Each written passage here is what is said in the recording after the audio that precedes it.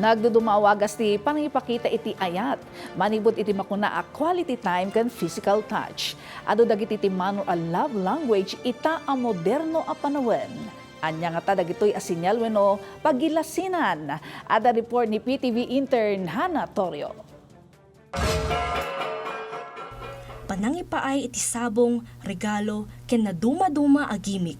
Dayta ti kadawyan nga araramiden dagiti in love, ken duma a pamilya ita nga umadanin ti Valentine's Day apaset ti bukod da awagas iti panangpakita iti panangayat. Ngem iti likodan dagitoy, makita iti personal awagas, ti panangiyebkas iti panangayat, iti tunggal may sa babaen ti bukod a love language. Para iti dadduma kas ken ni Lindsay Arenos, ti quality time wenno ti panangipaay iti oras ti kangrunaan a pamayan na iti panangpakita iti panangayat a kasingin ti love language. I feel like quality time is the most important to me kasi when you get to talk with your friends or your loved ones, when you get to spend time with them, there's so much that you can learn about each other. Sigon iti licensed psychologist ani Shinkei Hombre Bueno, nagduduma iti nagtaudan ken rason iti makunkuna a love language akayat timay sa atao nga ipakita.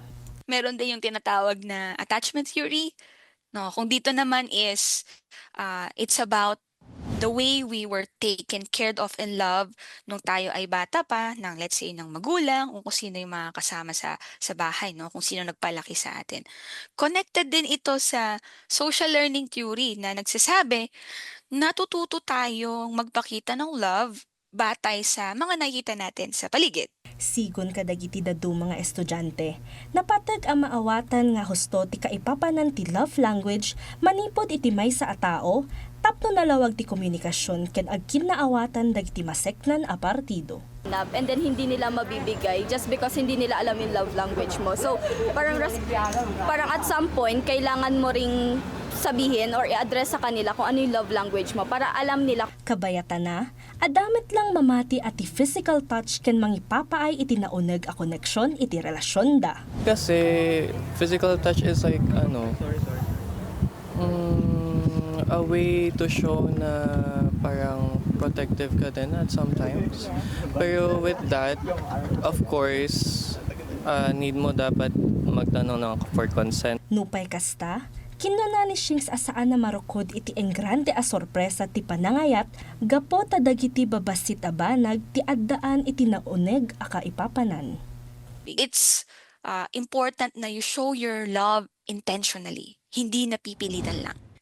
Huwag nating hintayin lang yung special occasion bago tayo magsabi ng I love you. Iti tunggal kanito ang maipakita ti maseknan ti love language na itimay sa atao, saan laeng atunggal aldaw dagiti puso ti pakakitaan iti daytoy, ngem iti inaldaw a panagbiag.